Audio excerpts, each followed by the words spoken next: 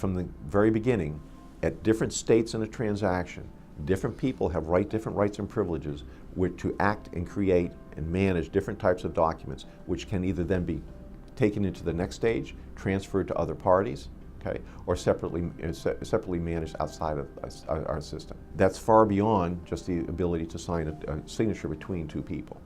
So today, as I said, DocuSign is our largest partner. They're certainly the premier player in the world in electronic signatures. Their product is, they work hard every day to keep it the best.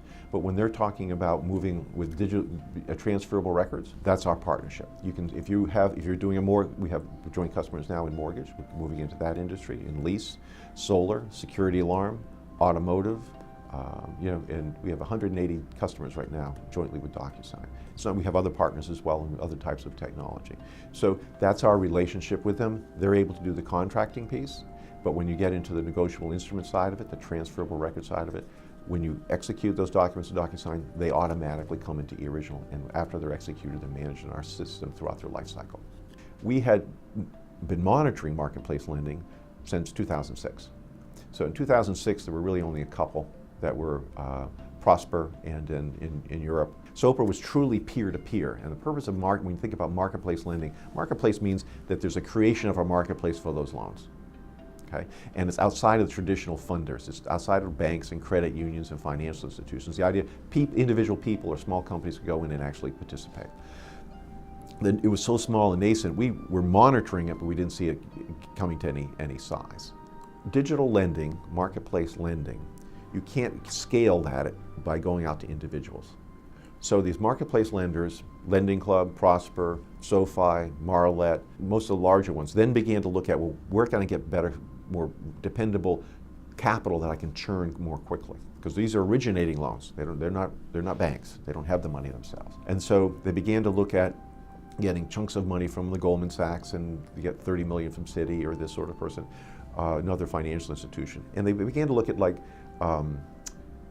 private offices, the Bessemer Trusts of the world, and they began to look at union funds, trust funds, and to get larger chunks. But that really still wasn't getting the money quickly enough at the scale and the cost that they wanted to.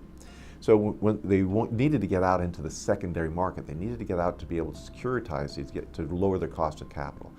And it's so dramatic. Once you're able to get in the securitization market, you can lower your cost of capital to where you can go from unprofitable to profitable if you're in the online origination business. So the first, and so social finance came to us, we went to them. We started getting, our salespeople began to get very familiar now with the players in marketplace lending. It was 2 years ago, it was a very small world.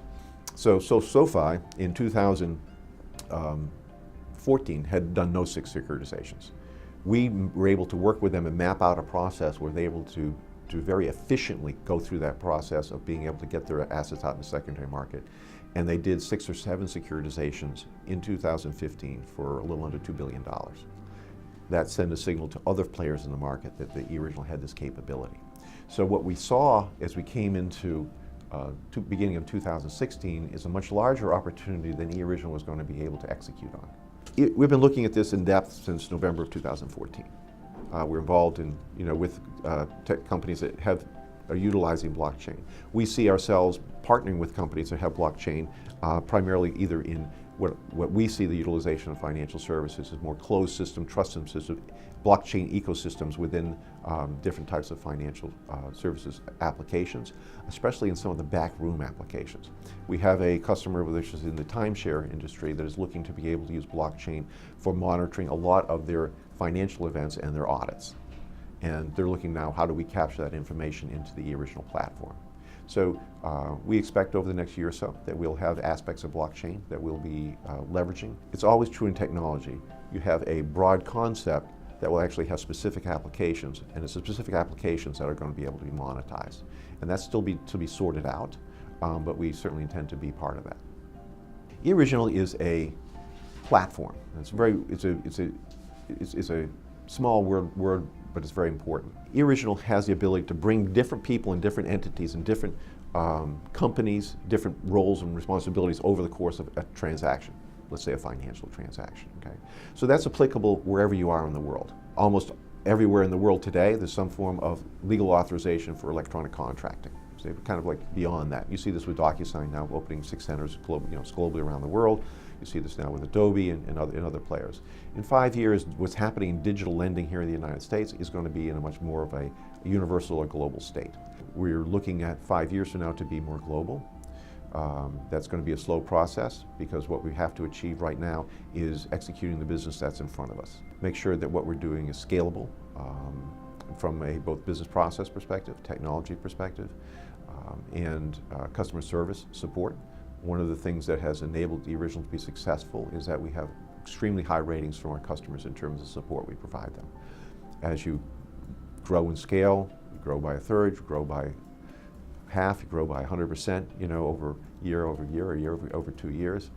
Maintaining that quality of service, that quality of delivery is something every company struggles with. So working on that from a domestic perspective first is going to be our goal. But 5 years, we see this being as a global platform for digital transaction management, or what we used to call electronic transaction management.